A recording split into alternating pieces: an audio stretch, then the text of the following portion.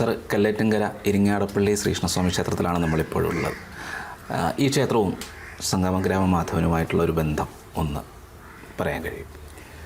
സംഗമഗ്രാമ മാധവൻ്റെ കുടുംബ ക്ഷേത്രം ആണ് ഇത്. അതായത് അദ്ദേഹത്തിൻ്റെ ഉപാസനാമൂർത്തിയായ ശ്രീകൃഷ്ണ ഭഗവാന്റെ ക്ഷേത്രമാണിത്. ഇത് ഏകദേശം 1200 AD 1200 മുതൽ എങ്കിലും ഇതിനൊരു നിലനിൽപ്പുണ്ടായിരുന്നു.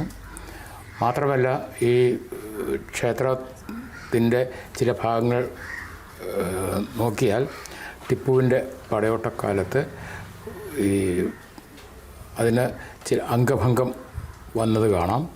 മാത്രമല്ല, അന്നത്തെ മൂലവിഗ്രഹം തന്നെ നശിപ്പിക്കപ്പെട്ടു കഴിഞ്ഞിരുന്നു. പിന്നീട് പൂർവ്വസ്ഥിതിയിലേക്ക് പ്രാപിച്ചുകൊണ്ടിരിക്കുകയായിരുന്നു. മാത്രമല്ല, ഈ അമ്പലത്തിൻ്റെ ശ്രീകോവിൽ ഗോപുരം ശരിക്ക് ചെമ്പോലോടുണ്ടാക്കിയ ഒരു ഭാഗമായിരുന്നു. അതൊക്കെ നഷ്ടപ്പെട്ടു പോയി. പിന്നീട് ഇത് പുനരുദ്ധാരണം ചെയ്യുകയാണ് ചെയ്തത്. ഈ അമ്പലത്തിൻ്റെ മണ്ഡപമുണ്ട്. മണ്ഡപത്തിൻ്റെ സൈഡിൽ ഒരു വട്ടെഴുത്തിൽ ഒരു ലിഖിതമുണ്ട്.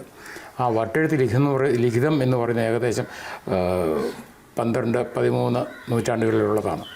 അതുകൊണ്ട് ആ കാലഘട്ടത്തിലെങ്കിലും ഈ അമ്പലത്തിൻ്റെ നിലനിൽപ്പുണ്ടായിരുന്നു. മാത്രമല്ല, ആ വട്ടെഴുത്തിൻ്റെ അർത്ഥം എന്ന് പറയുന്നത് ഇരിങ്ങാടപ്പള്ളി വക ശ്രീകോവിൽ എന്നാണ് അതിൽ അടങ്ങിയിരിക്കുന്നത്. ശ്രീകോവിൽ എന്ന് പറയുന്നത് ഗർഭഗൃഹം. ഇതിൽ ഏറ്റവും സുപ്രധാനമായൊരു കാര്യം, ഈ അമ്പലത്തിൻ്റെ ഈ അങ്കണത്തിൽ 2 ഗ്രാനൈറ്റ് സ്റ്റോൺസ് ഉണ്ട്.